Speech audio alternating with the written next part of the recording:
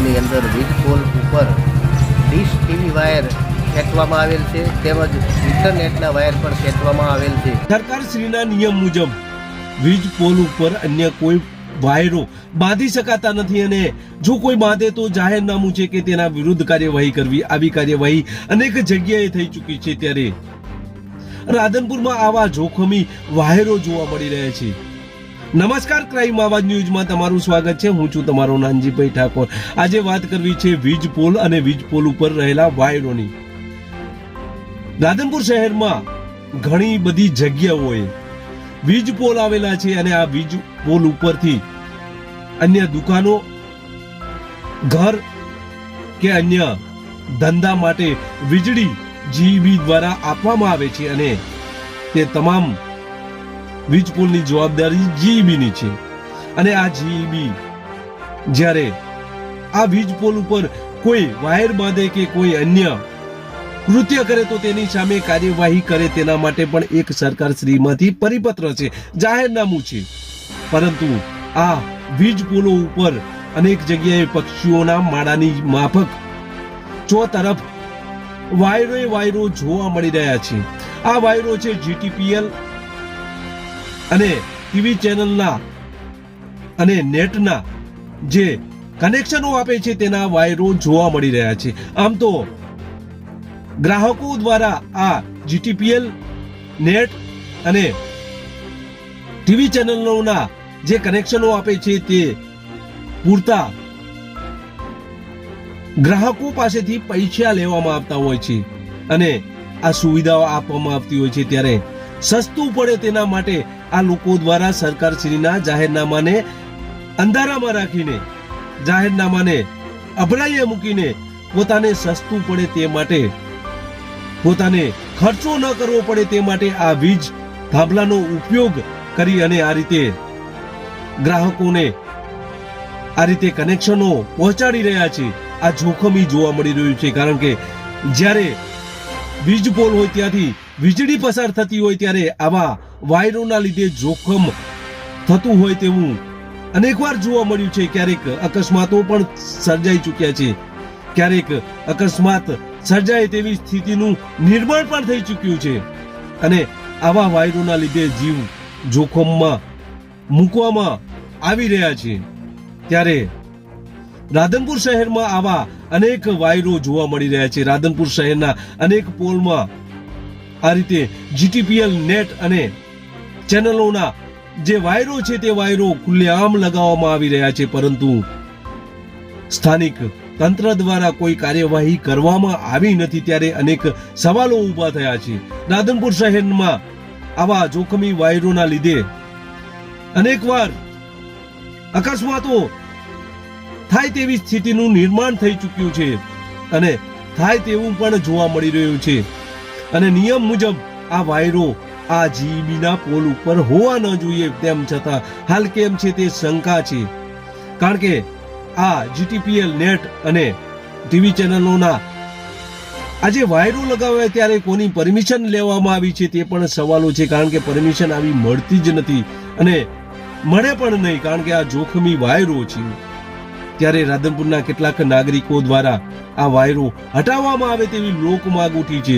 ત્યારે આ પ્રથમ આ નાગરિકનો વિડીયો જોઈએ, ત્યારબાદ આગળ ચર્ચા કરીએ। રાધનપુર નગરની અંદર મેન બજારથી માંડી અને ઘણી બધી સોસાયટીઓની અંદર વીજ પોલ ઉપર ડીશ ટીવી વાયર ખેંચવામાં આવેલ છે તેમજ ઇન્ટરનેટના વાયર પણ ખેંચવામાં આવેલ છે। તો આ બાબતે તંત્રની ઘોર બેદરકારી સામે આવી રહી છે કે ભવિષ્યમાં જે પણ વાયર ખેંચવામાં જે ઓપરેટર ચડે છે એ લાઇટ બંધ કર્યા સિવાય ચડે છે। તો આ બાબતે કાંઈ પણ થશે તો તેનું જવાબદાર તંત્ર રહેશે કે ડીશ વાયરના માલિકશ્રી રહેશે કે જીટીપીએલના માલિકશ્રી રહેશે।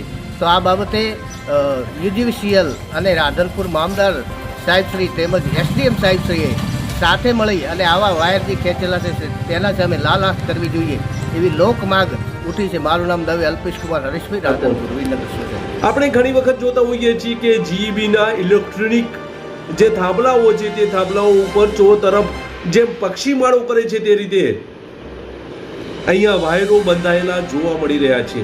આમ તો તમે અન્ય સિટી લઈ લો તો ત્યાં એક જાહેરનામું પ્રસિદ્ધ કરવામાં આવ્યું છે કે જે વીજ પ્રવાહ જ્યાંથી પસાર થતો હોય તેવા જીબીના પોલ ઉપર અન્ય કોઈ કેબલના વાયરો બાંધી શકશે નહીં, અને જો કોઈ બાંધશે તો તેની સામે કાર્યવાહી કરવામાં આવશે.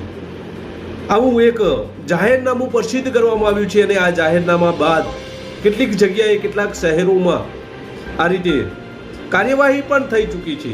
ત્યારે રાધનપુર શહેરમાં ઘણા સમયથી જીબીના જે ઇલેક્ટ્રિક જે થાંભલાઓ છે તે થાંભલાઓ જાણે પક્ષીનો માળો હોય તે રીતે જોખમી બની ગયા છે.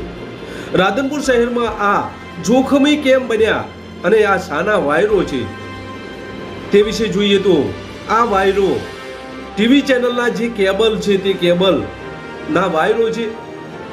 આમ તો ગ્રાહક દ્વારા જ્યારે ટીવી ચેનલનું આ કનેક્શન લેવામાં આવતું હોય છે ત્યારે પૂરતી રકમ આ કેબલ ધારકને આપવામાં આવતી હોય છે, અને આ રીતે નક્કી કરેલ રકમ ગ્રાહક આપે છે. ત્યારે આ ટીવી ચેનલના કેબલના જે સંચાલકો છે તેના દ્વારા આમ તો તેમની જવાબદારી એવી હોય છે કે પોતાની રીતે પોતાની જગ્યાએ થાંભલાઓ ઊભા કરી અને આ રીતે કનેક્શનો આપે, જમીનમાં ખોદાણ કરી આ રીતે કનેક્શનો આપે, પરંતુ તેમને બચત કરવા માટે આ ઇલેક્ટ્રિક જીબીના થાંભલાઓ છે તે થાંભલાઓ ઉપર આ રીતે વાયરો ગોઠવી દેતા હોય છે, અને આ વાયરો બહુ જ જોખમી જોવા મળી રહ્યા છે. કારણ કે રાધનપુર શહેરમાં અનેકવાર અકસ્માતો પણ સર્જાઈ ચૂક્યા છે. આ અકસ્માતોમાં કેટલાક નિર્દોષ લોકો, પક્ષીઓ અને પશુઓના મોત થઈ ચૂક્યા છે, પરંતુ કોઈ કાર્યવાહી થઈ નથી. રાધનપુર શહેરના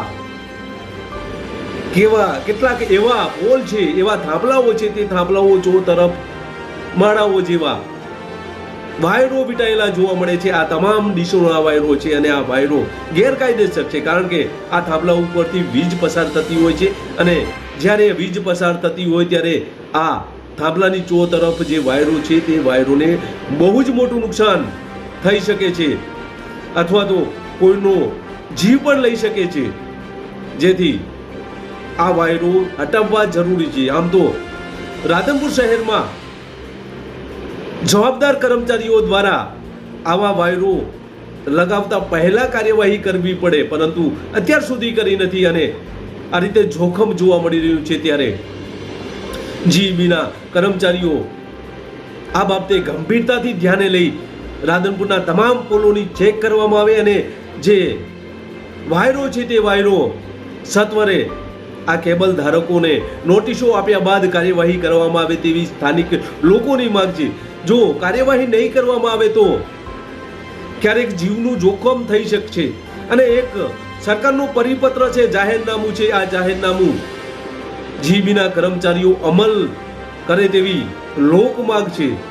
મામલતદારની પણ જવાબદારી આવે છે, કારણ કે રાધનપુર શહેરની જવાબદારી મામલતદારની છે, જેથી મામલતદાર દ્વારા ક્યારેક શહેરમાં પોતે નીકળે અને આવા પોલ ઉપર નજર કરે, કારણ કે આ જોખમી જોવા મળી રહ્યું છે, અને તેમની નજર જો આવા પોલ ઉપર જાય તો સત્વરે જીબીને કડક સૂચના આપી આ કેબલ હટાવવાની નોટિસો આપે, જેથી આવનાર સમયમાં આવા જોખમી વાયરોથી કોઈ લોકોનું મોત નહીં થાય, કોઈ લોકોનો જીવ જોખમમાં નહીં મુકાય, કોઈ પક્ષીનું મોત નહીં થાય, કોઈ પશુનું મોત નહીં થાય.